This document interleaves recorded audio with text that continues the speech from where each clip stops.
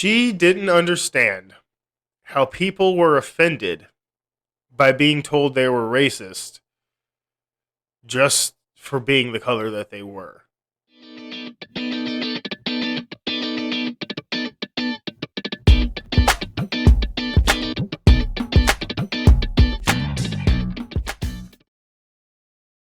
All right. So I started watching this video a little earlier, and, well, I decided this is something that I should probably try to record a reaction to. So here we go.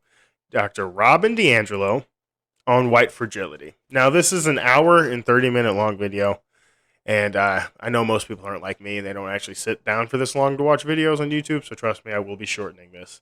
But I do suggest you to go out and watch this video yourself so you can have a full understanding of everything as well.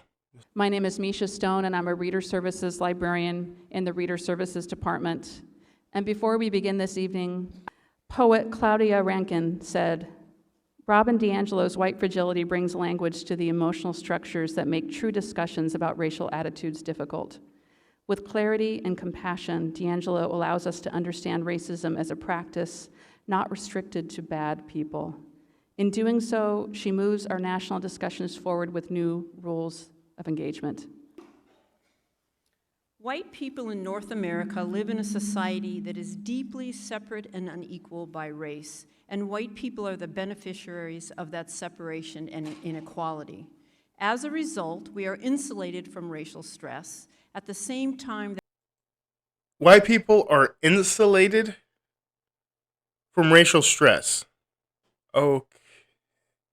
Okay. we come to feel entitled to and deserving of our advantage. Given how seldom we experience racial discomfort in a society we dominate, we haven't had to build our racial stamina. Socialized into a deeply internalized sense of superiority that we either are unaware of or can never admit to ourselves, we become highly fragile in conversations about race. We consider a challenge to our racial worldviews as a challenge to our very identities as good, moral people. Thus, we perceive any attempt to connect us to the system of racism as an unsettling and unfair moral offense. The smallest amount of racial stress is intolerable. The mere suggestion that being white has meaning often triggers a range of defensive responses. And these include emotions such as anger, fear, and guilt, and behaviors such as argumentation, silence, and From the people I've heard that I listen to, who she thinks are directly going against, the fact that there's racism, who she would probably consider all right. I'm assuming, I shouldn't assume. I don't know her, but I'm saying it is not that they don't see the fact that there is a division and that racism plays a part in that division, or that, I shouldn't say racism, that your race, that the race is, as a whole, kind of somewhat plays a part in that division, but the fact that that is not the main part of the division. And more importantly, that it is not as simplified as something as simple as just race, or just class, or just height, just sex, just gender, just preference. It's not as simple as just one blanketed thing that makes it so we all can automatically judge someone based on these categories. Like, that is the message that I've heard from what I'm going to call, people more on the right side, I suppose. That part shouldn't matter to me. I'm just going to say, because I'm sick of that bullshit, politics, whatever, just putting it into that category. People don't just lie into their political category. The people that speak against identity politics, let me put it like that, those people, it's not like that they are automatically offended if you try to say race is a factor in part of the, just gap that goes in between wages or the way people are treated or prison, population. But they're saying that it is more than just race. They're saying that race is a part of it, but it is a small part to a giant picture that involves a whole bunch of things. And until we start to focus on all of these things and try to really hone in on some of the more important parts, then we're not going to actually start to change what's going on. And if you just blindly just say it's racism, it's just blanketly racism in a society that we set up that looks down on black people, then you are then taking all of the blame as well. To me, what it seems like is all of the power. It seems like then it lies in your if that's how it is, if how the black culture or how people of color are treated and the places they are in America is directly correlated with white supremacy directly, then all the power lies within the hands of the white people. So in that manner, you are kind of our caregivers, the ones that are able to finally give us the opportunity to really become something of ourselves. It's up to you. It's up to you guys to finally make it so we have the ability to be better. Isn't that looking down on us of whether or not our culture is successful is solely dictated on how white people are viewed in today's society? Like, I'm going to have to continue this video because withdrawal from the stress-inducing situation. These responses work to reinstate white equilibrium as they repel the challenge, return our racial comfort, and maintain our dominance within the racial hierarchy. I conceptualize this process as white fragility. Though white fragility is triggered by discomfort and anxiety, it is born of superiority and entitlement. In my early days of work of what was then termed a diversity trainer, I was taken aback by how angry and defensive so many white people became at the suggestion that they were connected to racism in any way. She didn't understand how people were offended by being told they were racist just for being the color that they were. She didn't get that. Why are people mad just because we're saying that they're racist because they're white? I think people actually think this woman does not believe what she says. This woman believes what she is saying. She does. She believes it. Oh my. Indicate a problem, or at least suggest that some perspectives were missing, or that the participants might be undereducated about race because of scant cross-racial interactions. It took me several years to see beneath these reactions. Most appeared to believe that racism ended in 1865 with the end of enslavement.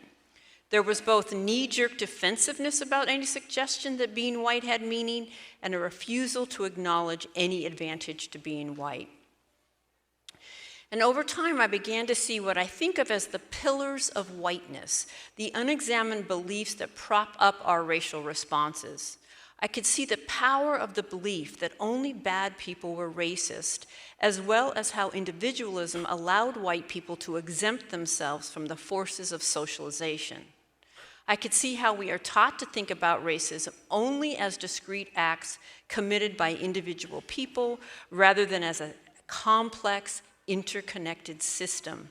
And in light of so many white expressions of resentment toward people of color, I realized that we see ourselves as entitled to and deserving of more than people of color deserve. I saw our investment in a system that serves us. I also saw how hard we worked to deny all this and how defensive we became when these dynamics were named. In turn, I saw how our defensiveness maintained the racial status quo. And none of the white people that I identify, whose actions I describe in this book, would identify as racist. In fact, I think they would most likely identify as racially progressive and vehemently deny any complicity with racism. Yet all of their... I love that. I love that. She was like, okay. It's insane how just blatantly obvious these people cannot see how privileged they are because of their whiteness, and how much they just deny that, racism is an obvious thing in today's society, and they just bathe in their privilege. I'm not saying any of these people are racist. I'm just going to say they are They are just purposely ignorant to their privilege and vehemently neglectant of the way that just victimizes so many people of color. Just these, I mean, yeah, they're not racist, though. Responses illustrate white fragility and how it holds racism in place. These responses spur the daily frustrations and indignities people of color endure from white people who see themselves as open-minded and thus not racist. This book is intended for us, for white progressives who so often, despite our conscious intentions, make life so difficult for people of color. I believe that white progressives cause the most daily damage to people of color. And I define a white progressive as any white person who thinks he or she is not racist, or is less racist, or is in the choir, or already gets it. White progressives can be the most difficult for people of color because to the degree that we think we have it, we're going to put all of our energy into making sure you think that we have it, and none of it into what we need to be doing for the rest of our lives, right? So, you almost like, I almost feel bad. Like, I feel bad for them. Like, did you hear the they're like, yes, you guys are honest. Like, they all suck. They all suck. So like, even the ones who like actively are in the culture, more so than even say a black person who's not around as many black persons as white person. Nuh-uh. You don't get it. They're the worst. They're actually the worst because they think they understand. No one wins, dude. No one wins. The black person doesn't win because we're obviously looked down upon. The white person doesn't win because no matter what, they're a racist. It's just, dude, oh my God. How are you able to live your life with this? What seems like negativity to me. I don't know how else to put it but negativity. I mean, maybe she's able to see the positive of like her influence on everybody to believe what she believes, but I mean, it's such a victimization type of mentality to just every white person has privilege. Just every single, I mean, and by comparison, every black person is disprivileged. So like Will Smith's son, who has only known the best of the best, has less privilege than anyone who lives around me in my definitely not the most wealthy of neighborhoods. So you're telling, and which are mostly white people. I live out in the country, and it's, there are definitely some farmers who have a good amount of money, but most of the people where I live were, you know what I mean? It's lower middle class, I'd about say. The kids growing up around here, you're telling me the white kids inherently just have more privilege than Jaden Smith. Like, what, dude? What? Let me just continue the video.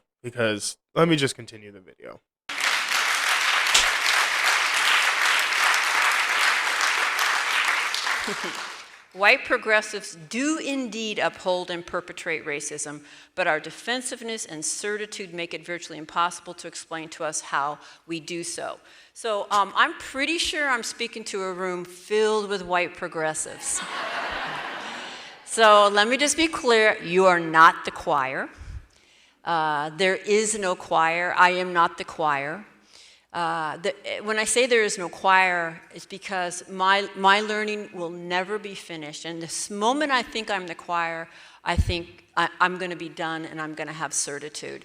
I often joke, but on some levels it's kind of true. When I first applied to be that diversity trainer back in the early 90s, I thought, well, of course I'm qualified to lead discussions on racism. I'm a vegetarian. How could I be racist? Now, I would need to be vegan today, but, in the 90s, that was pretty alternative, right? I even got called a communist once when I said, no, I'm a vegetarian.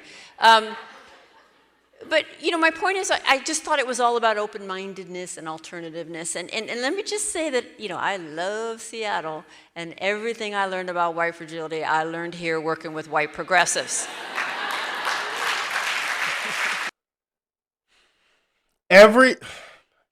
You need to go talk to more people, okay? Please, Jesus. This is, I think, one of the biggest problems with any kind of radical mindset. I'm not just going to put it on the left. I'm not just going to put it like that. I will say any kind of radical mindset is the fact that you are in an echo chamber. The fact that you are just listening to people who are like-minded, and more importantly, people that will always, not always, but almost always agree with what you're saying. Majority of the time, people that are going to more so likely agree with a lot of what you say. I mean, to a point to where you're teaching, they are telling you should teach other people who don't agree with this. To think like she'll probably say like, oh no, I talked to, no. You didn't talk to other people as an equal about what they think about racism in society and how it affects white fragility and how it affects the way people are afraid to talk about racism, the way people think about racism. No, you are teaching others the right way to think about white fragility and racism, and just so it is not in any way to me the same. You are getting patted on the back from the people who consider you equal, and then you are teaching the ones who you consider, I wouldn't say lower, but I would say not as enlightened, a little more ignorant than you are. I'm not going to say that she thinks that herself higher than them, but I definitely will think that she thinks of them as just not knowing quite as much, or not really understanding the right path. Like, God, woman, the mental backflips that she needs to do in order, just whatever. Let me just think. So, Chapter 1, Challenges to Talking to White People About Racism. All right? I have never met a white person who did not have an opinion on racism. Have you? If you are not sure that all white people have opinions on racism, just bring it up the next time you're around a bunch of white people. Maybe tonight when you have a drink in Ballard after the talk. Okay. I'm pretty sure she said earlier in the video that white people are so afraid to talk about racism. We become highly fragile in conversations about race. Now, 13 minutes in, she's saying every white person has just talk to any white person here and they'll have an opinion on racism. Oh my goodness. And see how that goes. Not only do we all have opinions, but they tend to be very emotionally charged, and that has nothing to do with whether they're informed or not. I have an opinion on virtually everything. Okay. Something we can agree on. Not the best time to pause it, but that's okay. But yes, something me and her can fully agree on is that just because you're emotional about an opinion, by no means does that make it informed. I agree that does not make them informed. I don't believe you can grow up or spend any significant time in the United States without developing opinions on racism. And they will be emotional and strongly held. And again, that has nothing to do with whether they're informed. And in fact, if you are white and you have not devoted years of sustained study, struggle, and focus on this topic, your opinions are necessarily very limited. And no, a trip to Costa Rica. Right there, what she just said. So if you haven't the degree, is pretty much basically what she's saying. If you don't have the degree to prove that you've done your time to understand the way that we understand, then your opinion is limited. My God. It doesn't, and she literally then says it doesn't matter if you have experienced people of other ethnicities, actually have experience in that. It doesn't matter. If you haven't done the study,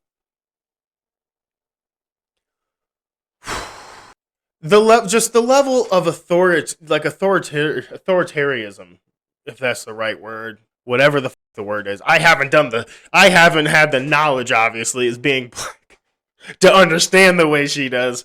But that the level of just sheer superiority that comes with that statement right there is unbelievable. And not because she's white. No, has nothing to do with it. But because she went to college, because she took the right classes and she has the right degree, she considers her opinion more valid, to have more validation than others who have, say, experienced this. And I'm not saying that people that have gone to school shouldn't have more of a validated opinion on certain topics, of course. But I'm sorry, but I think anyone who's worked in any real industry knows that if you have gone to school for 5 years to learn something, and then you talk to somebody who has been in the business for 10 years, or let's even say 7 years, who has the experience in it, the person with the experience is far, far more likely going to know a lot more about actually how to do that actual work in the moment than the person who has gone to school for that. Because they have been in it. They have the experiences to understand what actually goes on in the job. It's not as simple as just, okay, I've done the research. Because sometimes it's not as simple as just the research. And especially if you've done something like construction, you know that it doesn't always just work out exactly the way that it says it's supposed to work out. The measurements don't always measure up the way that exactly it says it's supposed to measure up. Sometimes you have to make tweaks as you go along in order to make stuff work at times. That's what comes with experience. You learn these things about the job, about other people. So to think that just having a degree in itself makes your opinion or makes just your knowledge on the subject, this much higher is so just unbelievably ignorant and closed-minded. You're leaving yourself you're leaving out so many opportunities to learn from people who have had good experiences, who have actually been involved in real situations with what you're talking about, and instead you just push aside their opinions if they haven't had the same level of degree that you do or the same level of schooling that you've had. Oh God, dude, no, that is in no way is that right. Is that just an American thing? Can somebody tell me? Is this just an Americanized type of viewpoint to just if I've got a college degree, anyone who hasn't gotten onto my level, son, your opinion, I'll listen, but just you should know your opinion is it's limited. I'm sorry, but your opinion, it's limited. It just is. Multiracial nieces and nephews, right? These are not sustained study, struggle, and focus. Now, how can I say that when I don't know most of the people in this room? And this, of course, is the first thing that tends to trigger white fragility, generalizing about white people. As a sociologist, I'm really comfortable generalizing about white people. Social life is predictable and patterned, in really observable ways, and we've got to grapple with those patterns.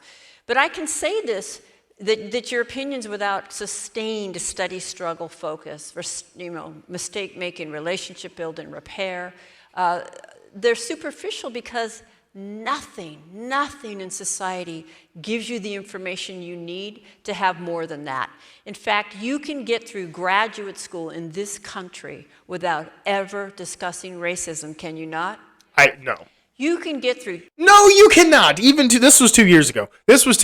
Just so you guys know. This is July 3rd, 2018. This was no. I don't know what the state she thinks you're in that you can get that far without No, you cannot. I don't believe you can grow up or spend any significant time in the United States without developing opinions on racism. I can't even, I think fourth grade was when I first started learning about just slavery and all of that, and like in depth. I mean, and that was for like 2-3 years. We went through like the Underground Railroad, on field trips to different places, just to kind of see different locations that had something to do with, the slavery times, and actually starting to bring people over to this side and helping them out. And it's like, I mean, maybe I need to do more research to see if that's true. I don't care if you're talking about complete racism, like as in racial superiority, as in like white people literally think black people are inferior, like that type of Nazi racism. You still have to talk about race to get to that point. No one discuss, especially in school. Dude, no. Right? You can get through law school, you can get through social work, right? You can be seen as qualified to lead a major or minor institution in this country, to lead a group of people, to supervise people. You can be seen as qualified to do those things with virtually no ability whatsoever to engage with any complexity or nuance in the issue of racism. Can you not? All right. So that is the first challenge. Because a lot of people don't view race as a thing that dictates a person's worth, whether that be a job, student, teacher, friend, whatever that is. Most people try not to think of race as a judgment on whether they're a worthwhile person to keep around. And I genuinely, like, how is that wrong? What is wrong with that? Humility. The second is individualism. Apparently white people do not understand socialization. Because we really think that we are exempt from it. And of course, the irony of that is because we're socialized to value the individual, we put a lot of effort there. But we think that, just because I say I am or want to be, I could be exempt from these forces. And we tend to use our reactions as a way out. There is no way we're going to get where we need to go from a place of white comfort. And we don't understand racism as a system. So this is another key challenge, which leads me to chapter 2, which is racism and white supremacy. Yes, racism is a system, not an event. Right? And it's the system we're in. And none of us could be, and none of us were. I hate this argument. This idea that it's like you're unable to get away from racism.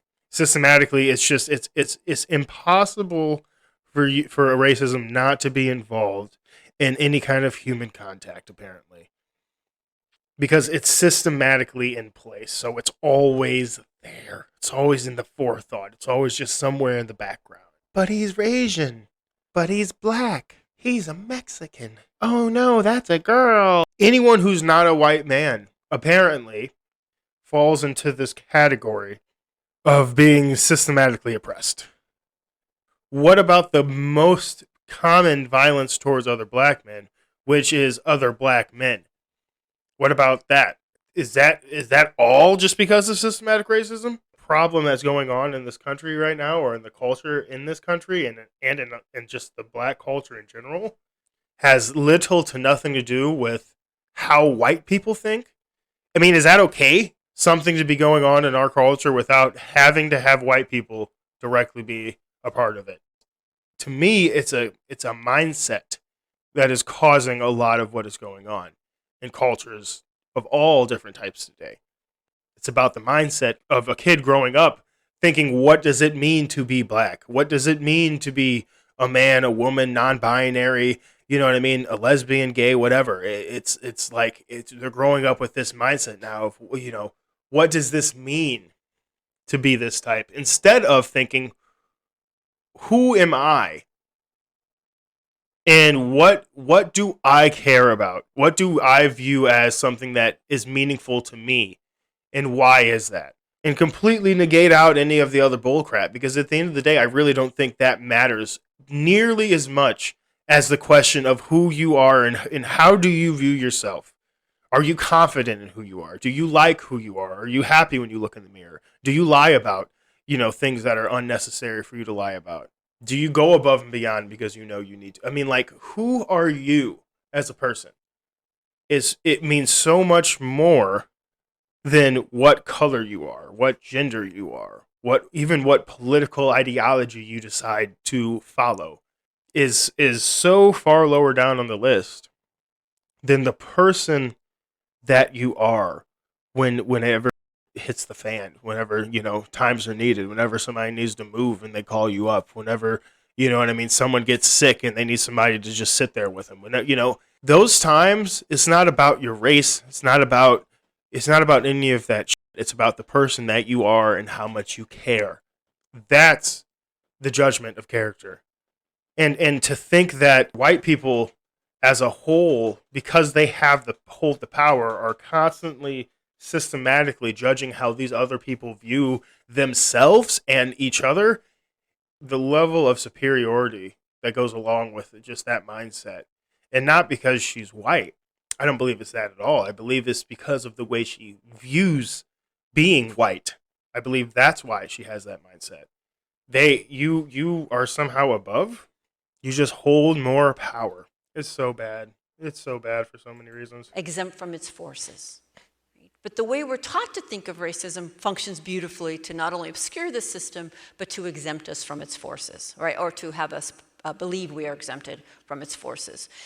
Now, as a white person, I was raised to be racially illiterate. And I actually think all white people are raised to be racially illiterate in this culture.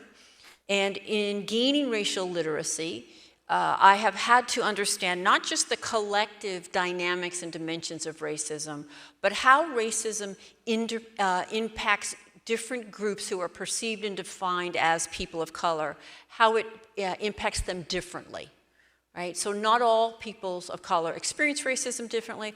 The things I've internalized about different groups is different, where and how they are positioned always in relation to whiteness or far away from whiteness, and how that manifests, right? All of that must be understood. I'm telling you, this obsession, oh my God. Like it's whiteness and then there's everyone else. And then, like she just said, it's like, how do you fit within that realm of, wow. I do not think like that at all. And I have to say, a lot of other black people that I know don't think like that at all. Don't think of themselves or the world as how it is related to white people. And I mean, it's there are different types of okay. It's not that simple, dude. It's not that simple. It just really isn't. But after a good 20 plus years of talking day in and day out to white people about racism, I feel very confident to say that there is something profoundly anti-black in this culture. And that nothing seems to turn white people's cranks of resentment, like thinking black people got something over on us that they didn't deserve. And the deeper belief is that they're inherently undeserving. I believe in the white mind, black people are the ultimate racial other, right? And that there are these bookends. And again, your perceived Right there. You need to talk to more white people, because I know plenty of white people who, if you're talking about like a racial standpoint, they view Asians as, you know what I mean, the polar opposite, or, anything like that. It's not. It's a lot of it is on the individual and their personal circumstances and what's happened to them and who did that to them. So to think that is no. With that mindset, you would think no white person in this society, in our society, would really be able to be fully influenced by someone who's not white. Do you know what I mean? It's like you wouldn't really be able to find influence from someone that's a different color than yourself. We have some of the most influential people of our time in this country have been black. So that has obviously been disproven. proximity to each end of that impacts how you're going to experience your racialization. So having said that, and not really having time to do history. I just want to give you one glance at the trajectory of anti-blackness in this country since its beginning, and this slide will be deliberately dense. We can literally think about it as state-sanctioned, organized crime, but at least discrimination against African Americans from the beginning. And it starts with kidnapping and 300 years of enslavement, torture, rape, and brutality, and it carries on. And about a quarter of the way in, you see bans on testifying against whites, which made it technically legal to murder black people in this country, and you are now in my lifetime. And I'm going to say it again because, again, a lot of white people seem to think it ended a long time ago. We are in my lifetime about a quarter of the way through that slide. And then we see about 2/3 of the way through employment discrimination, and we are in 2018 with copious empirical evidence. Right? So let's pick it up there. Okay, so you just get past a lot to get to 2018, I gotta say. I mean, a lot has happened in between that time. A lot has happened. Again, just the look on her face, you can see how much she truly believes that the discrimination that's going on has little to nothing to do with anything but the white superiority in the country. Like, when are we going to just be like people who can think for themselves, who have their own abilities, and who are responsible for their own actions? I'm sorry, but that's, at the end of the day, to have the other things, to have the ability to be considered just, I guess, a human, you have to have the ability to be responsible for what you do. Because to me, this is dehumanizing. This is dehumanizing black people. Because it's looked at as they don't have the ability to be able to rise, to be able to go up and do more, due to systematic things set in place, not due to actions on a regular basis or the culture that is implemented throughout society. Unbelievable. I'm going to stop it there. We are only 20 minutes in. I am sorry. I'm going to continue. Also going to buy this book. Need to read it completely, but wow. All right. Thanks for watching, you guys. Geeknjesta. I am jumping off. Jumping and jumping. I'm jumping off. Getting off. Yeah. I suggest, though, you do go watch this yourself. You know, listen to some of her other stuff. I've listened to a couple of her videos now. She seems like a genuinely really good person. She just seems to be very, very indoctrinated into the belief that she holds on racism. To me, just the level of closed-mindedness that goes along with the way that she thinks, that's where the issue lies. It's not so much that you can't have this variety of thought and this constant weight put on racial, societal structures and things like that. Because there are some problems, obviously, in the world with the way that society is set up to discriminate against other races. But at the same time, we, more than anyone else, there's really no one else that is able to bring themselves out of that societal problem or trap that they are put into besides themselves. And the means that we are teaching to do this is what I believe is the problem in our culture. It is what we think it means to get up out of these problems that lie in front of us.